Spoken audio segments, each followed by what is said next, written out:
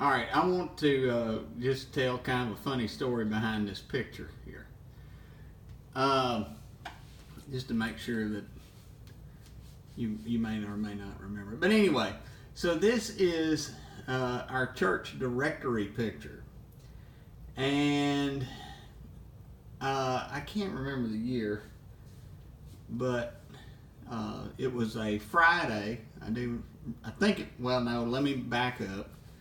I don't remember what day it was, but I think it was a Friday. Anyway, Mama told me, she said, because I told her, I said, I'm going hunting that afternoon. This was in October. And she told me, she said, we have an appointment to have our church directory picture made. Don't be late. I told her, I said, well, I'm going bow hunting. I promise you I won't be late. So I get up in the stand, and of course, luck would have it, two small deer come out, and almost directly under the stand, one of them gives me a shot, and we're talking like maybe 5 yards. I don't know. It was close, maybe even less.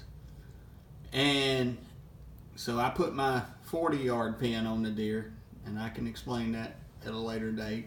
But anyway, 40-yard pin on the deer, squeeze the shot off, 2 deer run off.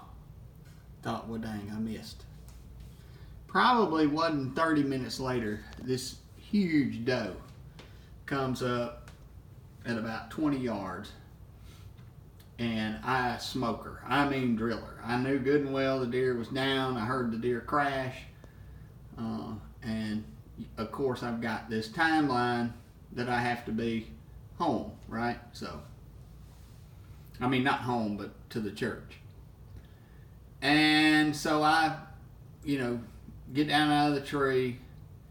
Our appointment was after dark, so I felt good about that. So I didn't just immediately get down. I waited, long enough where I didn't feel like I would jump the deer. And so I get down, sure enough, and I go over to my arrow, my first arrow, which was, right by the tree. And I said, oh, I need to get it before I go try to find the other arrow. Well, when I do that, there is blood all over the arrow. I said, you got to be kidding me. I thought I'd missed the deer. Well, I found this great blood trail on this first deer. And by the way, this is perfectly legal. So I go up to the on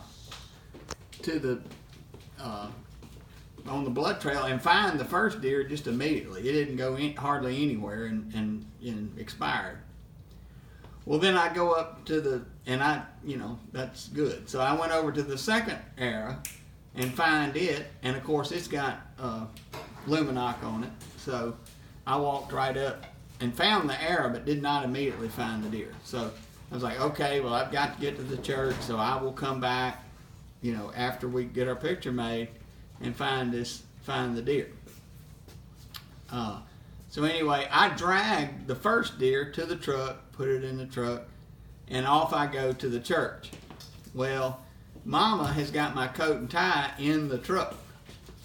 So when I get to church, I meet her in the parking lot, and she says, come on, here's your coat, here's your tie. I said, okay, well, I killed a couple of deer this afternoon, and I've, got to go back and get the other one afterwards. So, but at this point, I could not put my coat and tie on because I was covered in blood. I had camo on, my hands and arms were just covered in blood. So here I go up in First Baptist Starkville, second floor of the Applegate building, and I'm like going to the bathroom trying to wash all this blood off my hands where I can get this picture made. Still had on my camo pants. So once I got all cleaned up, I put on the coat and I put on the tie, and I got my picture made. And what you can't see in this picture is that I have on camo pants.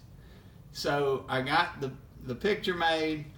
I got out of that tie. I took Mary Audrey and Young met me at the place where I'd shot the deer, and we tracked the deer back to where it was and found it, you know, really close to where it was. So here I am with 2 deer, and then off to the processor I went after that.